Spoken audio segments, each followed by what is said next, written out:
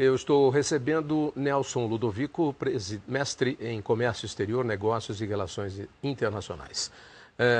Obrigado pela presença, Nelson. Prazer em conhecê-lo. Muito obrigado. Falar também. um pouquinho sobre a crise na economia europeia e os efeitos na exportação. Diferente do que alguns diziam, não todos, e nós não dizíamos isso, a crise financeira internacional efetivamente hoje afeta os negócios do Brasil com a Europa, inclusive o nível de investimentos no Brasil. Essa é uma nova realidade com que conviver, não é, Nelson? Inclusive, fim de semana, eu passei os últimos dias em Natal e eu me lembro da cidade de Natal, no Rio Grande do Norte, 2 anos atrás, explodindo num verdadeiro boom imobiliário, com dinheiro estrangeiro entrando em construção e prédios e hotéis. Hoje, 2 anos depois, a gente vê muita coisa parada, muita gente receosa, projetos estagnados, alguns foram, gente renegociando situações porque o dinheiro estrangeiro parou de vir. Eu só dei um dado aqui do que eu constatei nesse final de semana. Essa é a realidade. A realidade é bem maior, né, Tavinho? Considerando que eu estou chamando isso da nova ordem econômica mundial. Nós já tivemos várias fases da nossa economia e da economia mundial, começando lá atrás com o liberalismo clássico, depois o neoliberalismo, que veio até praticamente o ano 2008, e desse momento para cá isso passou a ser chamado, nessa nova ordem mundial, de barreiras. Os países estão se protegendo. E é claro que isso respinga. Por melhor que esteja a estrutura, por melhor que estejam as perspectivas e as próprias iniciativas de governos, é claro que o comércio, a indústria, o agronegócios, toda a economia, ela sente. E é uma realidade. Nós precisamos repensar e rever a geografia econômica do Brasil. Eu li um artigo recentemente, há algumas semanas, no jornal, do Benjamin Steinbrück. E ele disse assim, acabou o tempo da moleza. Quem quiser ganhar dinheiro vai ter que trabalhar, arregaçar as mangas e trabalhar. Sem dúvida. Eu achei bastante interessante porque ele disse, ele estava se referindo especificamente ao Brasil, onde muitos investimentos tinham um retorno altíssimo, sem praticamente nenhum esforço ou apenas uma margem de risco por parte do investidor. Exato. E hoje, com esse novo cenário internacional, as taxas de remuneração caíram muito. Você precisa fazer em 10 anos o que você fazia em 2 anos. Exato. Né? E aí, para o comércio também vale. Existe uma nova geografia que tem que ser repaginada. Sem dúvida. Eu estou chamando isso de um grande novo teatro. Tá. Tem um ambiente interno e tem o cenário. O ambiente interno é aquele que nós naturalmente conhecemos ou procuramos conhecer da melhor forma possível na adaptação dos valores, dos investimentos, da produção e a safra, que é o que vai garantir muito a nosso superávit da balança comercial. Ora, se eu tenho um ambiente interno que eu passo a ter um domínio um pouco maior, eu tenho que tomar muita atenção do cenário internacional. É como se eu estivesse entrando num teatro. Eu tenho um ambiente que eu conheço, os meus amigos que estão em volta. A plateia. E o cenário internacional? Né? Quem são os atores? Os novos atores estão surgindo no mundo. A África é um grande ator hoje. Nelson, e como é que fica aquela questão da vocação desenvolvida ou encontrada pelos países? O Brasil hoje caminha para ser um grande produtor de alimentos para o mundo, fornecendo commodities. Já está. Né? Você tem países que se especializaram em fornecer TI, tecnologia da informação, países que se especializaram em fornecer carros, máquinas e equipamentos. E nesse momento do protecionismo, onde eles precisam ter os seus funcionários trabalhando, precisam ter a renda interna para poder girar a economia, mas precisam comprar, porque eles precisam vender também. O comércio, né? O comércio exterior. Como é que ficam essas relações? Olha, eu vejo que tem que iniciar pela educação.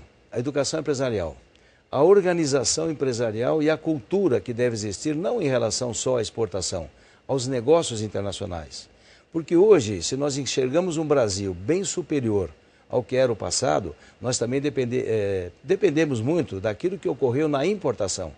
Então é claro que nós queremos exportar, fazer balança comercial, ser um player internacional de ponta, né? Não só com alimentos, mas também como matérias-primas, a indústria como um todo.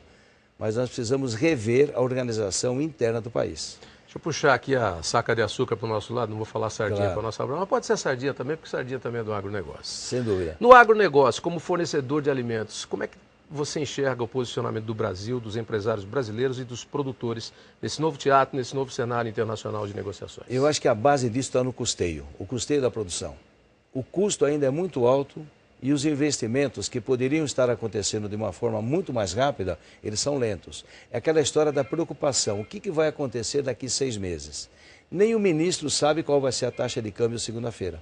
Como é que o empresário do agronegócios, ou especificamente de uma determinada área, poderá pensar no investimento se ele não tem ainda a certeza, ou melhor, ele tem mais a incerteza do que a certeza.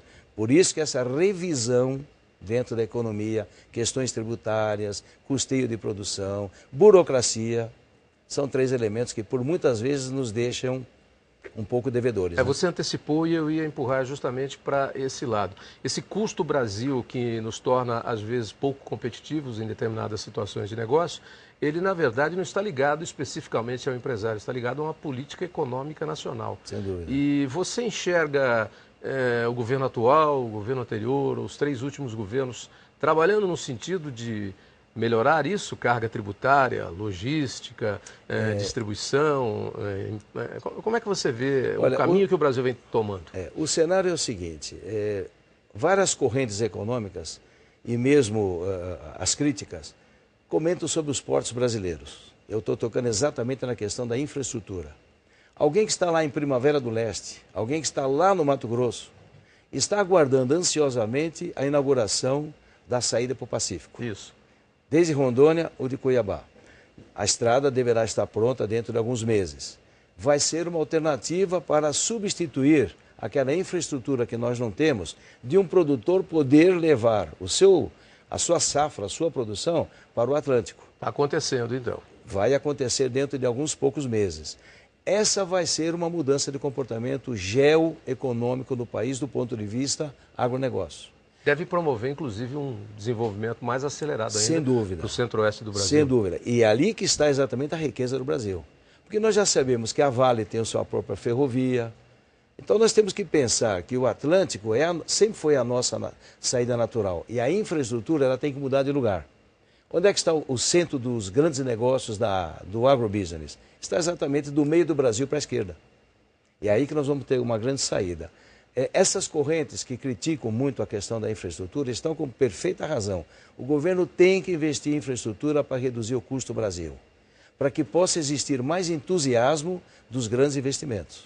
Se não tiver a infraestrutura, nós vamos ficar sendo ainda país ex-colônia. A gente vê isso todo dia, né? Para desembarcar em Natal, na última sexta-feira, eu fiquei meia hora dentro do avião. Para desembarcar agora, 4 horas da manhã em Guarulhos, meia hora dentro do avião, com o avião parado na pista. Num voo de 3 horas. Isso é problema de infraestrutura. É fácil, é só ver o que aconteceu em Viracopos a semana retrasada. 2 dias parado. 2 dias parado. 500 voos cancelados. E 320 mil pessoas. Eu estava vindo de Angola, eu fui dar um curso para marketing portuário, para um porto do governo angolano, e eu fiz uma viagem de 8 horas de Luanda até o Rio de Janeiro. E depois eu demorei mais 6 horas para chegar em São Paulo.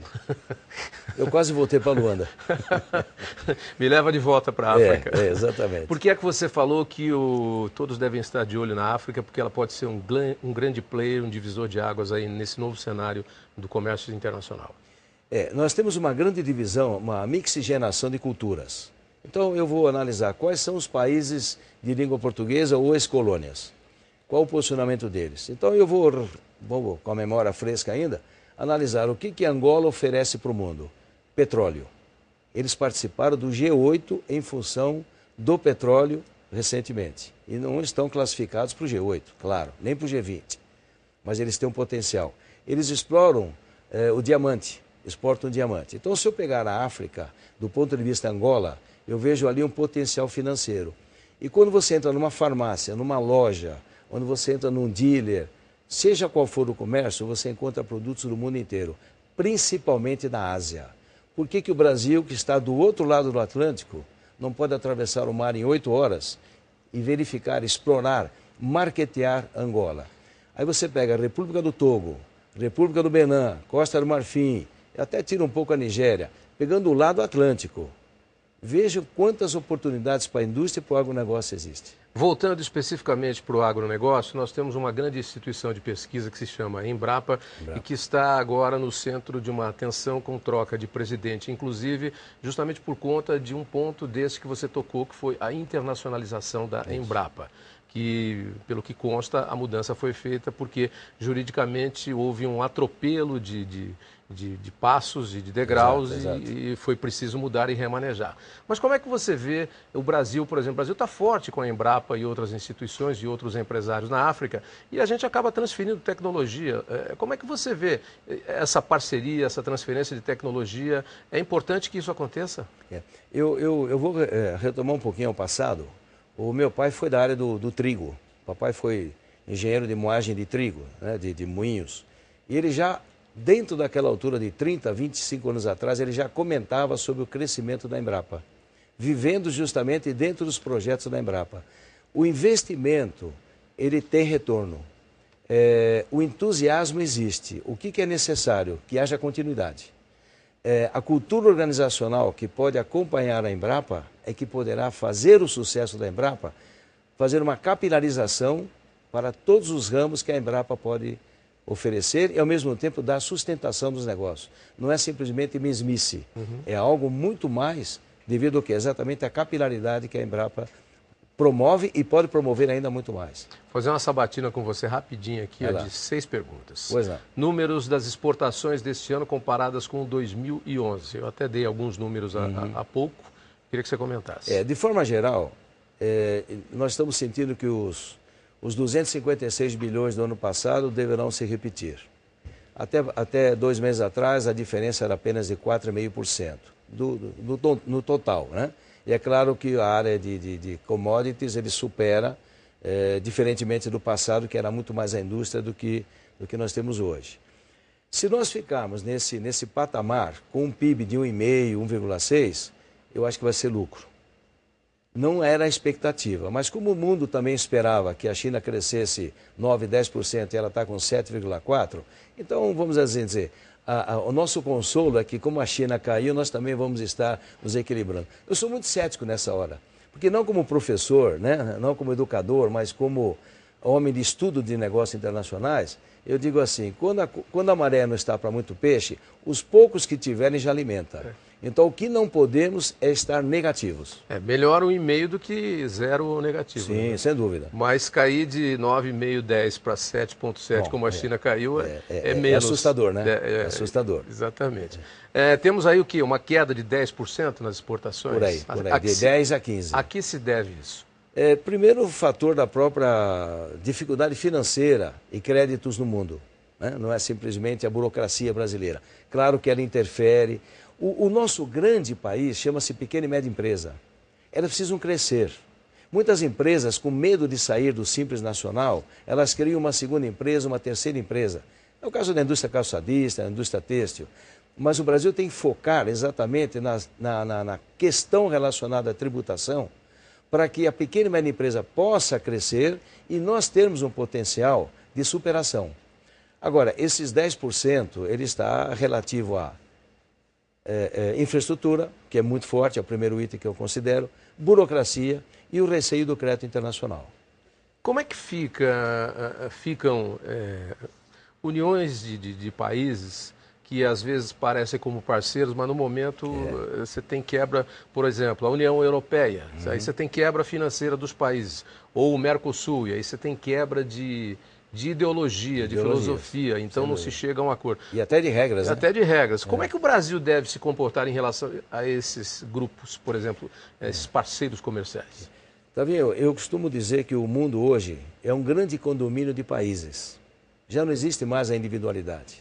Então, se você pegar um NAFTA, a União Europeia, o Mercosul e aí vai, há de se analisar que os acordos eles têm que ser firmados e, perante a OMC, têm que ser mesmo cumpridos. Então o Brasil tem que ter um pouco mais de performance, tem que ter um pouco mais de atitude, não simplesmente acomodar situações como está acomodando com a Argentina. O Brasil deveria mostrar o seu papel de líder na América do Sul. Exatamente, e não simplesmente um parceiro. Tá. Nós temos essa liderança, o PIB é nosso, a tecnologia é nossa. Se impor mais. Se impor. Nós temos que ter uma política internacional muito mais agressiva, como já tivemos no passado. Eu sempre achei isso. Mas... Eu sempre achei isso e eu acho que a gente afrouxa demais para os nossos irmãos. É só analisar aí. Agora o próprio Brasil está querendo trazer o Paraguai de volta e fica aquela questão muito nebulosa entre Venezuela. E eu pergunto, o Brasil precisa tanto assim dessas pequenas parcerias? Fica aquilo que a gente chama de lenga-lenga, né? É o lenga-lenga. É o lenga-lenga para cá e para lá, e aí que não vem, né? E o dinheiro, exatamente, o negócio não sai. A China, como é que está a relação com a China? A China ainda é a grande locomotiva, apesar dessa queda para 7,7. E a relação do Brasil com a China é boa, mas é perigosa. O Brasil é dependente o primeiro parceiro comercial, os maiores compradores é a China, segundo Estados Unidos, terceiro a Argentina. Né? Então nós temos aí o grupo dos 7 grandes compradores do Brasil. É bom quando você tem um grande comprador como a China, mas é perigoso, porque se de repente amanhã ele resolve subir o zíper do bolso, como é que faz? Não, ou ele colocar as barreiras, como o Brasil está colocando. A sua economia também, né? Exato. Regredir? Essa mixigenação de produtos, o próprio soja, o minério... veja, Tavinho, é uma situação onde o Brasil não pode perder de vista os bons negócios com a China. Por quê?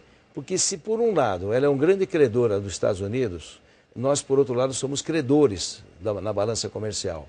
Então o que é necessário? Que haja uma política externa bem focada e específica com a China. Porque, como já disse um colega uma vez, a sorte que em certos locais da China eles não têm água. Porque se eles tivessem, o soja nosso não iria para lá. É verdade. Então precisa ter um bom relacionamento e uma política voltada exclusivamente para a China. Isso é redundância? É, mas é importante. Por quê? Porque é a potência. A Alemanha hoje já não é mais a primeira, é a 4ª potência. Então nós precisamos ter uma relação internacional, eu diria, relações econômicas internacionais mais atuante e um foco especial para a China. Eu volto só um pouquinho nessa questão dos países da América Latina, que são os grandes parceiros do Brasil.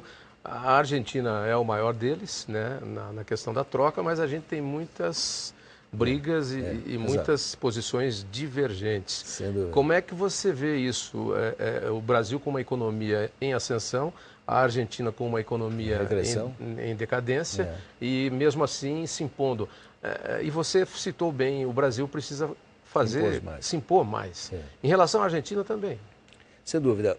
Quem está sofrendo muito é a indústria. É a indústria, porque os pedidos, os contratos internacionais chegam, o produtor brasileiro apronta dentro do prazo previsto e depois a licença de importação, a declaração juramentada que o argentino tem que fazer perante o governo, passa dos 60 dias, que é a ordem da Organização Mundial do Comércio. Então, nesse momento, o que se deve pensar? Amigo, quando você tiver a sua licença aprovada, eu vou produzir para você. Nós temos que nos impor. É muito perigosa a situação nesse momento. É muito perigosa. As indústrias investem, o negócio como um todo está investido, tem que existir retorno desse investimento. Como é que está sendo resolvido isso? Ou não está? Olha, não está. Não está. Não está, não está. Recentemente, inclusive, o próprio SCAF da Fiesp fez uma reunião, Paulo SCAF, fez algumas reuniões na Argentina com empresários e acabou-se num bom tango e num bom vinho. Infelizmente, ele teve uma grande boa vontade, porém, os empresários voltaram decepcionados. Entrecô, vinho e tango é bom, mas para fazer festa, né? Mas não na hora do negócio. Não na hora do negócio. E para finalizar essa crise na União Europeia, você vê sinais de melhora nisso? Olha, eu estou vendo uma situação relativamente nova, não de melhora, mas pensando numa acomodação. A situação da Grécia, todos sabem qual é, a Espanha também, né? Portugal está lindo, mas eu vi uma luz no final do túnel, aí onde a Índia fez um acordo com a União Europeia do sistema de moeda local. O sistema de moeda local, a Índia, fez um acordo com 27 países da União Europeia, ou seja, eles vão negociar com suas próprias moedas, como o Brasil tem com a Argentina, é que não é aproveitado. Então nós temos aí equalizações através dos bancos centrais, onde eu faço uma proposta em reais para um argentino, ele vai verificar a cotação perante o Banco Central dele e ele vai comprar em peso argentino e vai me pagar em reais. Ou seja, mas nós temos isso com a Argentina e não executamos. Não, está lá. Agora, aí é o empresariado. O empresariado que tem que ter atrás. Entrar no site do Banco Central, no link SML, Sistema de Moedas Locais, é tranquilo verificar como são os padrões. Mas é a famosa, eu gosto de correr risco cambial. Mas dentro desse novo cenário e nesse rearranjo das negociações internacionais, a Índia dá um grande passo. Dá um grande passo. Não é A isso? Índia, Antecipa. no próximo ano, vai dar um salto nas negociações. Dentro dos BRICS, ela vai dar um avanço, porque ela vai ter 27 países, e não apenas um ou dois, ou quatro, como se tivéssemos aqui. Existe um acordo com o Chile, mas ainda não está em execução. Então, é um cenário novo, é aquilo que se diz, a perspectiva. Então, essa crise, né, ela é financeira e é econômica, mas estão buscando alternativa. O importante é, Tavinho, é buscar alternativa e não simplesmente esperar que caia do céu. E vamos mudar de comportamento, né? Vamos usar até o hino nacional. Chega de ficar deitado ou achando que está deitado em berço esplêndido. E vamos lá para o Benjamin Steinbrück, vamos arregaçar a manga e vamos trabalhar. Vamos trabalhar, atrás. Né? E vamos acabar com os feriados, né? Aliás, esse mês aqui é um caos, né? Vai ser um caos, exatamente. Então vamos ter 5 dias aí de quebra de balança comercial. É bom para quem folga, mas para negócio é ruim. Bom, por outro lado, o turismo vai receber, né? Para o turismo, tudo bem. Okay. Nelson, você tem algumas apresentações, alguns workshops? Nós temos aqui nós temos pelo Instituto Nacional de Pós-Graduação, o INPG, onde eu já sou coordenador há 22 anos. Nós fazemos várias palestras de incentivo, de trazer o lado acadêmico para dentro das empresas. Eu costumo dizer que o aluno não é o cliente é a empresa que contrata um aluno nosso, né? Então nós temos palestras em São Paulo, na próxima semana, terça-feira, em Rio Preto, no Ciesp.